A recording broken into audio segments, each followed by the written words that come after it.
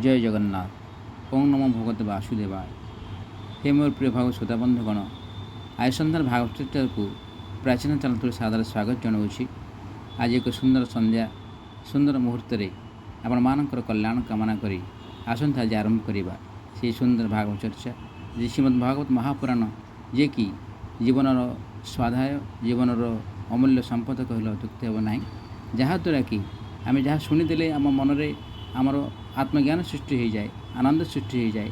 से आत्मज्ञान को आम सादर निमंत्रण करवा आदर करवा। आसंत बंधु, आम पूर्वाध्याय शुणी जे चवन ऋषि ता सहित सुकन्या और सरजाती पंच कथा शुणी कि भाव में चवन ऋषि को सरजाती राजा सरजाती कन्या सुकन्या किभली उहुंकार चकचक देखा भाविकी छुंची फोड़ी देते से कंटा फोड़ी देते कंटार आखिर धारा धारा लुह बोईला।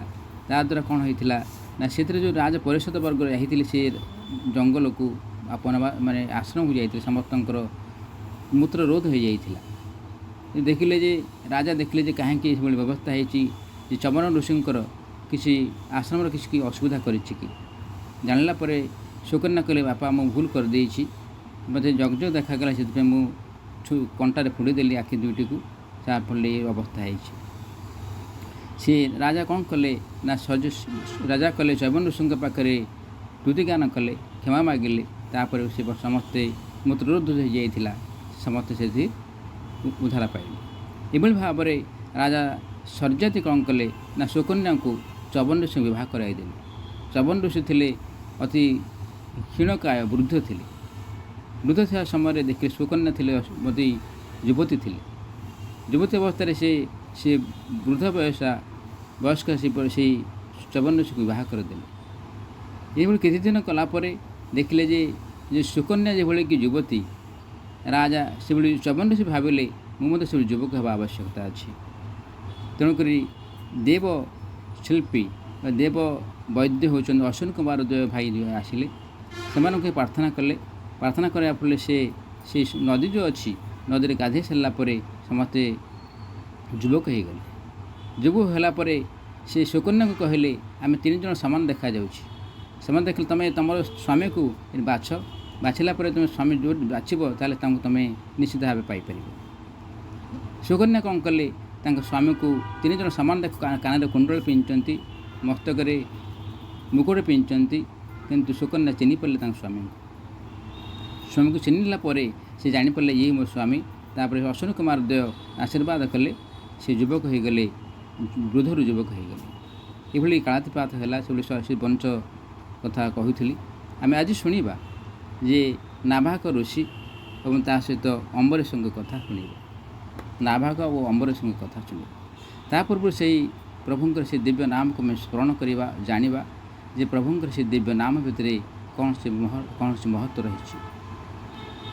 ओम नमो भगवते नरसिंहाय नमस्ते तेजसे आयुर्वेदपजनक मदृष्ण कर्माशा रंध रंध तमकसकसं स्वाहा अभयम अभयम आत्मनि भूयिष्ठम कृमसंत भागवत। ओम नारायण नमस्कृतं नरं चैव नरोत्तमं देवीं सरस्वती व्यासं तदोज मुदीरयेत्। मूकं करोति वाचालं पंगुलंघयति गिरिं यत्कृपातमः वन्दे परमानन्दमाधवम्। निगमकल्पगलितं फलसुखात् मधुसंयुक्तं पिबत भागवतं रसमालं मुहुरो रसिका भूयि भावुकाः। गोविंद गोविंद गोविंद पदुगलुछि मकरंद से मकरंद पान करी हेले तरिले ब्रज नारी से ब्रज नारी पयरे मन मो थाऊ निरंतरे मन मो निरंतरे थाऊ आकुष्ट मूली जीव जाऊ आकुष्ट मूली जाऊ जीव मत उधर राधा राधाधव मत उधर राधाधव मत उधर राधाधव। हरि बोल नंदन भगवान श्रीकृष्ण को जय। आसंत बंधु, पुणी थे आपण मानक ये सुंदर भागवत चर्चा सन्ध्यार भागवत चर्चा को प्राचीन तलातु सादर स्वागत जनाऊँगी। आपण मानक प्रणाम करुच्ची। भगवान को प्रणाम जनाई आसंता आज आरंभ करवा चतुर्थ अध्याय नाभाग और अम्बरीश कथा।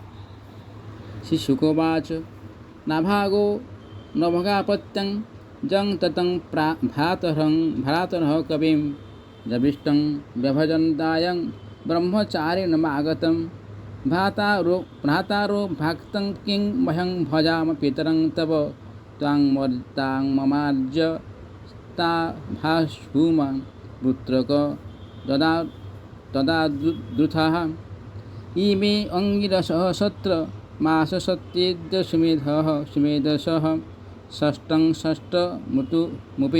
मुपेत्याह कवे मुह्यन्ति कर्मणि तां संशयसूक्ते द्वे वैश्ये देवी महात्मनः सूर्यन्ति धनं सत्र परिशेषितमात्मनः दास्यन्ति ते तदान् गच्छ तथा स कृतवान् यथा तस्मिन् दत्ता जजुः स्वर्गं ते सत्र परिशेषितं तं कश्चित् शिखरिष्यन्तं पुरुषः कृष्णदर्शनः भावाच्युतरत्युभेत्यं भेत्यममेतं वास्तुकं वसु।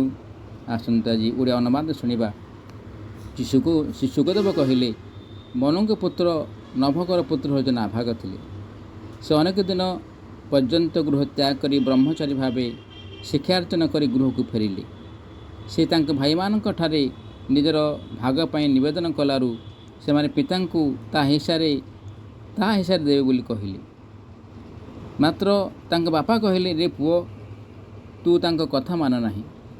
आउ तू देख जे बुद्धिमान अंगिरस गोत्र ब्राह्मण माने एबे एक बृहत यज्ञानुष्ठान करुछंती, परंतु प्रति षष्ठ दिन कर्म रे भूल कर बसुछंती। तुमे से महात्मा मानक पाखक जाई तांकु वैश्यदेव संबंधी दुईटी सूक्त बताई दिए, जहाद्वारा से माने यज्ञ फल स्वरूप स्वर्ग प्राप्त होइजिबे। आउ सेतेबेले यज्ञ कर्मरु बड़का सामग्री मान तुमको देदेवी। तहु से पिता आज्ञा अनुसार कार्य कले और से अंगिरस गोत्री ब्राह्मण बड़का सामग्री तांकु देई स्वर्ग गमन कले। नाभाग से सबको नेबाकू बसैलु उत्तर दिगरु एक कृष्णकाय पुरुष तांक बाधा दे कहले जे से सबू तांक प्राप्य। ऋषि माने मते यह सब देइछन्ति बोली नाभाग कहबारु से पुरुषटी कहले आंभ विवाद विषय तुम पिता पचार। तो नाभाग जाई पिता से कथा पचारिले। पिता तांक कथा ठीक बोली कहले, कारण थरे दक्षंक यज्ञ ऋषि माने निश्चय कर देइथिले जे यज्ञ भाव जहाँ किसी बलि पड़ो ताहा सब रुद्रदेवंकर होइजिवो। तेणु से सब धन प्रकृति से पुरुष को अर्थात रुद्रदेव मिलवा उचित। तहु नाभाग जाई कृष्ण का पुरुष को प्रणाम कर कहले, हे प्रभु मोर पिता ये सब धन आपणकर बोली कहिथिले। हे भगवान मोर यह अपराध पाई मु नतमस्तक क्षमापेक्षा करुछि। तहु भगवान रुद्र कहले, तुमर पिता धर्मानुकूल निर्णय करिसंति आउ तुमे वेद तत्वज्ञ बोली सत्य कहिछ। एबे मु तुमको ब्रह्मतत्व ज्ञान प्रदान करुछि। ये यज्ञ बड़का धन सबको भी तुमको देउछि, ता स्वीकार कर। तत्परे सत्यप्रेमी रुद्रदेव ज्ञानदान करी अंतर्धान होगले। जो मनुष्य प्रातः और सायंकाल एकाग्र चित्तरे यही आख्यान को स्मरण करे से वेदज्ञ और प्रतिभावान होगा सह आत्मज्ञान हुए। नाभागर पुत्र अम्बरीश भगवानकर बड़ प्रेमी उदार धर्मात्मा थिले। जो ब्रह्मशाप केबे काहारिठारे प्रतिहत न हुए ताहा अम्बरीश को स्पर्श करिपारि नथिला। परीक्षित कहले, भगवान मु से परम ज्ञानी राजर्षि अम्बरीश चरित्र शुणा चाहूँगी, कारण जो ब्रह्मदंड को कौन प्रकार टाड़ी दे न हुए से मुक्त हो पारे किपरि। श्री सुखदेव कहले, भाग्यवान अम्बरीश पृथ्वीर सप्तद्वीपवर्ती अचल संपत्ति और अतुल्यन ऐश्वर्यर अधिकारी थे। यद्यपि ताहा सबू साधारण मनुष्य पक्षे अत्यंत दुर्लभ हेले भी से ताहा पाई मध्य ताहाकु स्वप्न प्रेम मनुथिले। से जानी जाइथिले जे जो धन वैभव लोभरे पड़ी मनुष्य घोर नरकगाम हुए ताहा क्षणस्थायी अटे।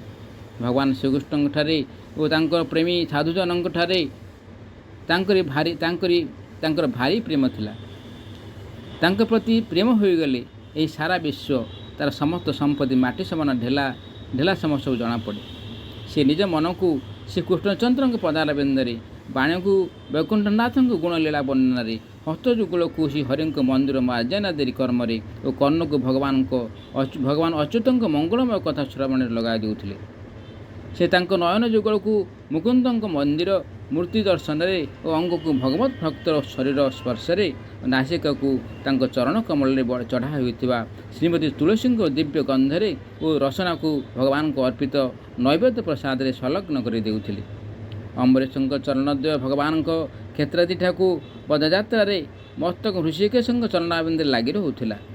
ସେ ରାଜା ସମସ୍ତ ଭୋଗ ସାମଗ୍ରୀକୁ ନିଷ୍କାମ ଭାବେ ଭଗବାନଙ୍କ ସେବାରେ ଲଗାଇ ଦେଉଥିଲେ। ଯେଉଁ କର୍ମକୁ ପବିତ୍ର କୀର୍ତ୍ତି ସାଧୁମାନେ ଅଙ୍ଗୀକାର କରିଥାନ୍ତି, ସେ ଏହି ରୂପେ ସମସ୍ତ କର୍ମକୁ ଭଗବାନଙ୍କୁ ସର୍ବାତ୍ମା ସର୍ବସ୍ୱରୂପ ଜାଣି ସମର୍ପଣ କରିଦେଉଥିଲେ। ଆଉ ଭଗବତ ଭକ୍ତ ବ୍ରାହ୍ମଣଙ୍କ ଆଜ୍ଞାନୁସାରେ ପୃଥ୍ୱୀକୁ ଶାସନ କରୁଥିଲେ। ସେ ସରସ୍ୱତୀ ନଦୀର ଜଳପ୍ରବାହ ନିକଟରେ ଧନ୍ୟ ନାମକ ଶୁକ୍ଲା ସ୍ଥାନରେ ବଶିଷ୍ଠ ଅସିତ ଗୌତମାଦି ଆଚାର୍ଯ୍ୟଙ୍କ ଦ୍ୱାରା ସର୍ବାଙ୍ଗ ପରିପୂର୍ଣ୍ଣ ଯଥୋଚିତ ଦକ୍ଷିଣାଯୁକ୍ତ ଅନେକ ଅସୀମିତ ଯଜ୍ଞାନୁଷ୍ଠାନ କରି ଯଜ୍ଞାଧିପତି ଭଗବାନଙ୍କ ଆରାଧନା କରିଥିଲେ। ତାଙ୍କ ଯଜ୍ଞରେ ଦେବତାଙ୍କ ସହ ସଦସ୍ୟ ଋତୁଜମାନେ ବସିଗଲେ ଓ ତାଙ୍କ ଆଖିରେ ପଲକ ପଡ଼ୁନଥିଲା। ନିଜର ଶୁଭ୍ର ବସ୍ତ୍ର ତଥା ସୁନ୍ଦର ରୂପ ଯୋଗୁଁ ସେ ଦେବସମ ଦୃଶ୍ୟ ହେଉଥିଲେ। ତାଙ୍କ ପ୍ରଜାମାନେ ମଧ୍ୟ ମହାତ୍ମାଙ୍କ ଦ୍ୱାରା ଗାନ କରାଯାଉଥିବା ଭଗବାନଙ୍କ ଉତ୍ତମ ଚରିତ୍ରକୁ ଶୁଣୁଥିଲେ ଏବଂ କେବେ ନିଜେ ଗାୟନ ବି କରୁଥିଲେ। ତାଙ୍କ ରାଜ୍ୟରେ ପ୍ରାୟ ସବୁ ଲୋକ ଦେବତାଙ୍କର ଅତି ପ୍ରିୟ ସ୍ୱର୍ଗପୁର ବି କାମନା କରୁନଥିଲେ। ସେମାନେ ନିଜ ନିଜ ହୃଦୟରେ ଭଗବାନ ମୁକୁନ୍ଦଙ୍କୁ ନିତ୍ୟ ନିରନ୍ତର ଦର୍ଶନ କରୁଥିଲେ ଏବଂ ସିଦ୍ଧଙ୍କୁ ଦୁର୍ଲଭ ଭୋଗ ସାମଗ୍ରୀମାନ ମଧ୍ୟ ସେ ଲୋକଙ୍କୁ ହର୍ଷିତ କରିପାରୁନଥିଲେ। ସେସବୁ ସାମଗ୍ରୀ ସେମାନଙ୍କ ଆତ୍ମାନନ୍ଦଠାରେ ଅତି ତୁଚ୍ଛ ଓ ତିରସ୍କୃତ ଥିଲେ। ରାଜା ଅମ୍ବରୀଶ ଏହିପରି ତପସ୍ୟାଯୁକ୍ତ ଭକ୍ତି ଯୋଗ ପ୍ରଜାପାଳନ ରୂପକ ସଧର୍ମ ପାଳନ ଦ୍ୱାରା ଭଗବାନଙ୍କୁ ପ୍ରସନ୍ନ କରାଇବାରେ ଲାଗି ରହି ଧୀରେ ଧୀରେ ସବୁଠାରୁ ଆସକ୍ତି ତ୍ୟାଗ କରିଦେଉଥିଲେ। ଘର, ସ୍ତ୍ରୀ, ପୁତ୍ର, ଭାଇ, ବନ୍ଧୁ, ହାତୀ, ରଥ, ଘୋଡ଼ା, ପାଦାତିକାଦି, ସେନା, ଅକ୍ଷ, ରତ୍ନ, ଆଭୂଷଣ, ଆୟୁଧ ଆଦି ସମସ୍ତ ବିଷୟ ପ୍ରତି ତାଙ୍କର ଦୃଢ଼ ନିଶ୍ଚୟ ଥିଲା ଯେ ସେ ସବୁ ଅସତ୍ୟ। ତାଙ୍କର ଅନନ୍ୟ ପ୍ରେମମୟୀ ଭକ୍ତିରେ ପ୍ରସନ୍ନ ହୋଇ ଭଗବାନ ତାଙ୍କର ରକ୍ଷକ ଭାବେ ସୁଦର୍ଶନ ଚକ୍ରକୁ ନିଯୁକ୍ତ କରିଦେଇଥିଲେ, ଯେ କି ଭଗବତ ଭକ୍ତର ବିରୋଧୀମାନଙ୍କୁ ଭୟଭୀତ କରାଇଥାଏ। ରାଜା ଅମ୍ବରୀଶଙ୍କ ଧର୍ମପତ୍ନୀ ମଧ୍ୟ ତାଙ୍କରି ଭଳି ଧର୍ମଶୀଳା, ସଂସାର ପ୍ରତି ବିରକ୍ତ ଓ ଭକ୍ତିପରାୟଣୀ ଥିଲେ। ଥରେ ସେ ପତ୍ନୀଙ୍କ ସହ ଭଗବାନ ଶ୍ରୀକୃଷ୍ଣଙ୍କ ଆରାଧନା ଉଦ୍ଦେଶ୍ୟରେ 1 ବର୍ଷ କାଳ ଦ୍ୱାଦଶୀ ପ୍ରଧାନ ଏକାଦଶ ବ୍ରତ ପାଳନ କରିବାରେ ନିୟମ ଗ୍ରହଣ କରିଥିଲେ।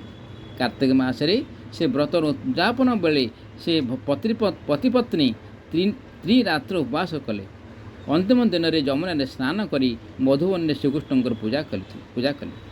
ସେ ମହାଭିଷେକ ବିଧି ଅନୁସାରେ ଯଥୋଚିତ ସାମଗ୍ରୀରେ ଭଗବାନଙ୍କର ଅଭିଷେକ କଲେ। ତନ୍ମୟ ହୃଦୟରେ ବସ୍ତ୍ର, ଆଭୂଷଣ, ଚନ୍ଦନ, ମାଳା, ଅର୍ଘ୍ୟ ଆଦି ସମର୍ପଣ କରି ତାଙ୍କର ପୂଜା କଲେ। ଯଦ୍ୟପି ମହାଭାଗ୍ୟବାନ ସିଦ୍ଧ ପୂର୍ଣ୍ଣକାମ ବ୍ରାହ୍ମଣମାନେ କୌଣସି ସମ୍ମାନ ପୂଜା ପାଇବାକୁ ଆବଶ୍ୟକ କରନ୍ତି ନାହିଁ, ତଥାପି ସେ ରାଜା ସେହିପରି ବ୍ରାହ୍ମଣଙ୍କୁ ଭକ୍ତି ସହକାରେ ପୂଜା କରି ସମ୍ମାନ କଲେ। ଆଉ ତାଙ୍କୁ ସ୍ୱାଦିଷ୍ଟ ଗୁଣକାରୀ ଭୋଜନ କରାଇ ତାଙ୍କ ଗୃହକୁ ଅନେକ ସୁସଜ୍ଜିତ ଗାଈ ପଠାଇ ଦେଇଥିଲେ। ସେ ଗାଈଙ୍କ ସିଂହ ସୁନାରେ ଓ ଖୁରା ରୂପାରେ ମଣ୍ଡିତ ହୋଇଥାଏ। ସେ ସୁନ୍ଦରୀ, ସୁଶୀଳା, ଦୁଆଳିଆ ଗାଈ ସବୁ ବସ୍ତ୍ରରେ ସଜ୍ଜିତ ହେଉଥିଲେ। ପୁଣି ତାଙ୍କ ସହ ଦୁହିଁବା ସାମଗ୍ରୀମାନ ମଧ୍ୟ ଦିଆଯାଉଥିଲା। ବ୍ରାହ୍ମଣଙ୍କର ସତ୍କାର ପରେ ତାଙ୍କର ଅନୁମତି ପାଇ ରାଜା ବ୍ରତ ପାଳନ କରିବାକୁ ପ୍ରସ୍ତୁତ ହେଲେ। ଠିକ୍ ସେହି ସମୟରେ ଶାପ ଓ ବର ଦେବାରେ ସମର୍ଥ ମହର୍ଷି ଦୁର୍ବାସା ଅତିଥି ରୂପେ ସେଠାରେ ପହଞ୍ଚିଲେ। ଆମେ ଦେଖିଲେ ରାଜା ଅମ୍ବରୀଶ ଏକାଦଶୀ ବ୍ରତ ପାଳନ କରୁଥିଲେ। ଏକାଦଶୀ ପାଳନ କରିବାର ଶେଷ ପ୍ରୟାଗ ଆସିଗଲାଣି। ସେ ସମୟରେ ଦୁର୍ବାସା ଆସି ପହଞ୍ଚିଲା ପରେ କ'ଣ ହେଇଛି ଆମେ ଜାଣିବା ଓ ଶୁଣିବା। ସେ ରୋଚକ ତଥ୍ୟ, ସେ ଗୂଢ଼ ରହସ୍ୟ ଆମେ ବୁଝିବା ଓ ଜାଣିବା। କିଭଳି ଭାବରେ ଅମ୍ବରୀଶଙ୍କୁ ଦୁର୍ବାସା ଋଷି କିଭଳି ଭାବରେ ପରିଯୋଜନା କରୁଛନ୍ତି, କିଭଳି ଭାବେ ଚର୍ଚ୍ଚା କରୁଛନ୍ତି। ଅମ୍ବରୀଶ କିଭଳି ମହର୍ଷି ଦୁର୍ବାସାଙ୍କୁ କିଭଳି ଯଥେଷ୍ଟ ସମ୍ମାନ ଦେଉଛନ୍ତି, କିଭଳି ଭାବେ ତାଙ୍କର ପରିଚର୍ଯା କରୁଛନ୍ତି। ତାଦ୍ୱାରା ଦୁର୍ବାସା ଋଷି ଅମ୍ବରୀଶଙ୍କ ପାଖରେ କିଭଳି ପ୍ରସନ୍ନ ହେଉଛନ୍ତି କି ଅପ୍ରସନ୍ନ ହେଉଛନ୍ତି, କି ଅମ୍ବରୀଶଙ୍କର ସେ ଶକ୍ତି ଦ୍ୱାରା ଦୁର୍ବାସା ଋଷି ପରାସ୍ତ ହେଉଛନ୍ତି ଆମେ ଜାଣିବା ଓ ଶୁଣିବା ମଧ୍ୟ। ସେ ସମୟକୁ ଆପଣମାନଙ୍କୁ ନିମନ୍ତ୍ରଣ ରହିଲା ବନ୍ଧୁ। ଆପଣମାନେ ହେଉଛି ସେଇ ଭଗବତ ସ୍ୱରୂପ, ଭଗବତ ଜ୍ଞାନୀ ଆପଣମାନେ ମହାଜ୍ଞାନୀ ମଧ୍ୟ। ପ୍ରଭୁଙ୍କର ସେଇ ଅନନ୍ତ ପ୍ରେମର ଆପଣମାନେ ବି ଏକ ସ୍ୱରୂପ ମଧ୍ୟ। ଆପଣମାନଙ୍କୁ ଏ ଅଧମୟ ଅକିଞ୍ଚନ ଏ ଦାସନୁ ଦାସ ଆମନ୍ତ୍ରଣ କରୁଛି ସେ ସନ୍ଧ୍ୟାକୁ, ଶୁଭ ସନ୍ଧ୍ୟାକୁ। ଆସନ୍ତାକାଲି ସେ ଶୁଭ ସନ୍ଧ୍ୟାରେ ଆମେ ଜାଣିବା ଯେ ରାଜା ଅମ୍ବରୀଶ କିଭଳି ଭକ୍ତ ପରାୟଣ ଥିଲେ, ଭଗବାନ ଶ୍ରୀକୃଷ୍ଣଙ୍କର ଧର୍ମ ଭକ୍ତ ଥିଲେ, ଆଉ ଦୁର୍ବାସା ଋଷି କିଭଳି ଭାବରେ ତାଙ୍କୁ ପରୀକ୍ଷା କରୁଥିଲେ, ଏହା ଆମେ ଜାଣିବା ଆଉ ଶୁଣିବା। ସେ ସମୟକୁ ଆପଣଙ୍କୁ ଅପେକ୍ଷା କରନ୍ତୁ। ଆପଣମାନଙ୍କୁ ଆମନ୍ତ୍ରଣ ରହିଲା ସେ ସନ୍ଧ୍ୟାକୁ ନିଶ୍ଚିତ ଭାବେ ଆପଣମାନଙ୍କ ପାଖରେ ପହଞ୍ଚାଇବି ଏ ଅସମୟ ଅକିଞ୍ଚନ ଦାସନୁ ଦାସ। ରହୁଛି ବନ୍ଧୁ, ନମସ୍କାର। ଜୟ ଜଗନ୍ନାଥ, ଜୟ ଜଗନ୍ନାଥ, ଜୟ ଜଗନ୍ନାଥ।